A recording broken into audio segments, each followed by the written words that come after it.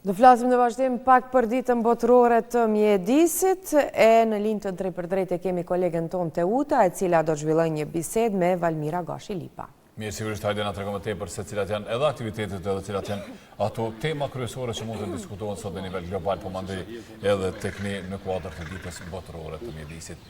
Mirëmëngjesi Teuta, përshëndetje. Mirëmëngjesi. Mirëmëngjesi për ju, po ashtu edhe për shikuesit. 5 qershori shënon ditën botërore të mjedisit, një ditë e rëndësishme për ambientin dhe po ashtu edhe për mënyrën e të jetuarit të secili qytetar. Jemi me Valmira Gashi Lipa, është eksperte e mjedisit dhe përfaqësuese e organizatës VNFP. Në rregull, CNVP, në rregull. Mirëmëngjesi atëherë Valmira. Mirëmëngjesi. Atëherë po e nisim me historikun e kësaj dite. Fillimisht faleminderit për ftesën. Sot do të është dita botërore e mjedisit, 5 qershori. 5 qershori festohet në më shumë se 150 shtete të botës dhe është një platformë globale e cila e feston ose organizon aktivitete të ndryshme, siç janë për shembull aktivitetet të mbjellit masive, pastrimin e lumenjeve, pastrimin e mbeturinave, organizime të ndryshme, aktivitete edukative me nxënës, gara në shkolla, panajire mjedisore, e shumë aktivitete dhe debate cilat kanë fokus ujin, ajrin, biodiversitetin dhe ndryshimet klimatike. Kryesisht kjo datë, domethënë, është caktuar qysh nga viti 1972 nga Asambleja e Përgjithshme e Organizatës së Kombeve të Bashkuara, e cila kur është mbajtur në kjo konferencë për mjedisin njerëzor në Stockholm, domethënë ka qenë nismë ose iniciativë si platformë globale, si piknisje moderne në aspektin e trajtimit të çështjeve të mbrojtjes së mjedisit. Mjedisi do të thotë është pasuria më e madhe e vendit, pasuria kombëtare e jona, po të njëjtën kohë është edhe përgjegjësi kolektive dhe duhet ta mbrojmë atë. Mirë, atëherë cilat janë sfidat me të cilat përballet mjedisi, ambienti që na rrethon? Aktualisht në Kosovë situata mjedisore do të thotë nuk është edhe aq e mirë. Kosova ballafaqohet me sfida ndryshme mjedisore, përkundër faktit të angazhimeve dhe progreseve të vogla në këtë drejtim. Problemet më të mëdha ose sfidat që ballafaqohemi janë ndotja e ajrit, ndotja e ujrave, trajtimi jo efikas i menaxhimit të mbeturinave, degradimi i bukurive dhe resurseve natyrore, gjithashtu është edhe humbja e biodiversitetit. Por përkundër angazhimeve të institucioneve, do të thotë në këtë rast Ministria e Mjedisit dhe Planifikimit Hapësinor është institucioni përgjegjës për hartimin e legjislacionit, e monitorimin dhe menaxhimin e të gjitha zonave të mbrojtura ujore, zonave të mbrojtura natyrore dhe burimeve dhe resurseve të vendit që kemi. Por besoj që edhe komunat kanë përgjegjësi, edhe shoqëria civile, do të thotë që përfaqësojmë edhe komuniteti, popullata lokale, pasi që natyra dhe biodiversiteti dhe mjedisi në përgjithësi janë përgjegjësi e përgjithshme kolektive, siç e përmenda më herët. Dhe përkundër faktit që kemi domethënë obligime shtetërore dhe jemi nënshkrues të agjendës së gjelbërt, dhe qeveria dhe institucionet përgjegjëse duhet të marrin masa më shumë lidhur me investimet të thotë në sektorin e mjedisit, pasi që siç dihet jemi në procesin e integrimeve evropiane dhe patjetër jemi të obliguar që t'i përmbushim kriteret. Cilat janë prioritetet? Prioritetet në këtë drejtim, sa i përket investimeve. Sa i përket investimeve, prioritetet mendoj që duhet jenë kryesisht investime në trajtimin e ujrave të zeza, në pastrimin e ujrave do të thotë sipërfaqësore, edhe lumenjeve, të cilët janë të ndotur, mandej menaxhimi i qëndrueshëm i zonave të mbrojtura, do të thotë duke pas parasysh që Kosova ka pasuri të mëdha dhe posëdon një sipërfaqe të madhe të pyjeve, mbi 44.4% e sipërfaqes së Kosovës do të thotë përfshihet me pyje, e gjithashtu posëdon edhe një sipërfaqe prej më shumë se 11% të zonave të mbrojtura në nivel vendi, duke përfaqësuar zona të ndryshme strikte, zona monumente natyrore, parqe kombëtare, gjithashtu edhe parqe natyrore, monumente natyrore në aspekt komunal, dhe njëkohësisht besoj që qeveria në këtë rast duhet të fokusohet në investime të përgjithshme, duke fillu, siç e përmenda, në trajtim të ujrave, menaxhim efikas të mbeturinave, ekonominë qarkore do të thotë duhet të vendosim në agjendë, pasi që do të thotë ekonomia qarkore përfshin riciklimin, do të thotë prej burimit, mbetjeve ose mbeturinave, deri në fund procesit, do të thotë që të përfshihen edhe bizneset, edhe punësimi i qytetarëve. Po besoj që edhe kjo është një sfidë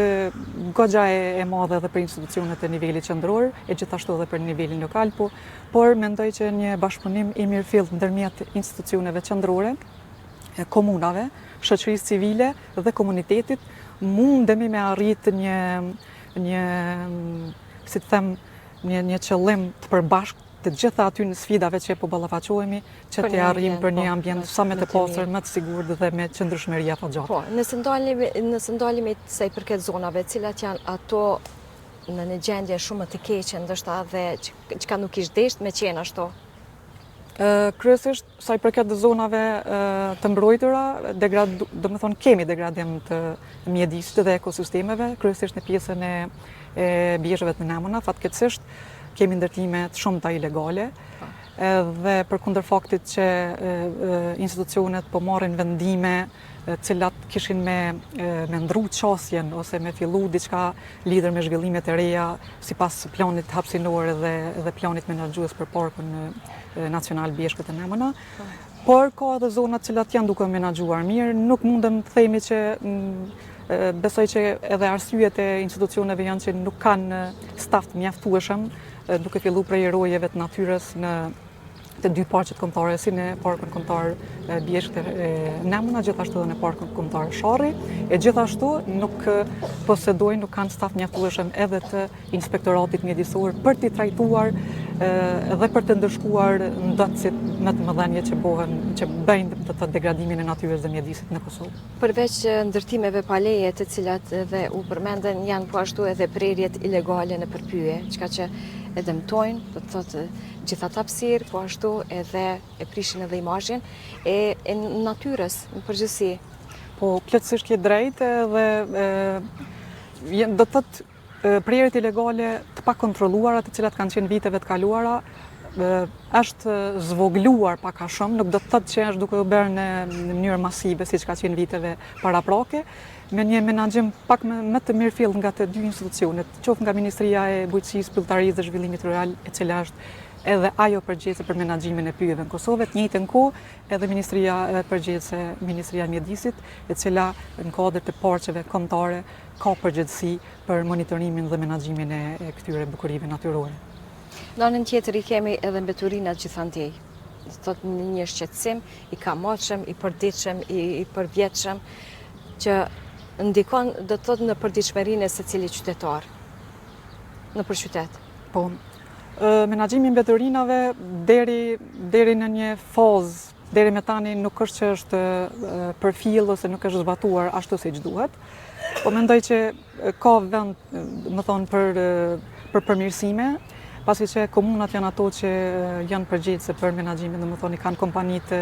adekuate që mirën përkatëse që mirën me menaxhimin e mbeturinave, por shpresoj që me një strategji të mirëfillt edhe qeveria do të thotë ta ketë prioritet mjedisin, ta ketë si prioritet shtetëror, strategjik, e jo vetëm programe ose debate ditore ose deklarative, përmes deklaratave të shfaq që do të bëhet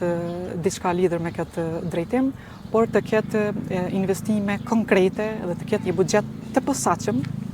do të thotë që është i posaçëm vetëm për çështjet mjedisore dhe të trajtohen të gjitha problematikat që i ceka më herët. Sa duhet të jenë të kujdesshëm qytetarët që mos të hudhin mbeturina vend pa vend, po ashtu edhe nëse ka ndonjë mbeturin ta hudhin nëpër shporta, që jemi këtu edhe në parkun e qytetit, shohim që ka edhe shporta.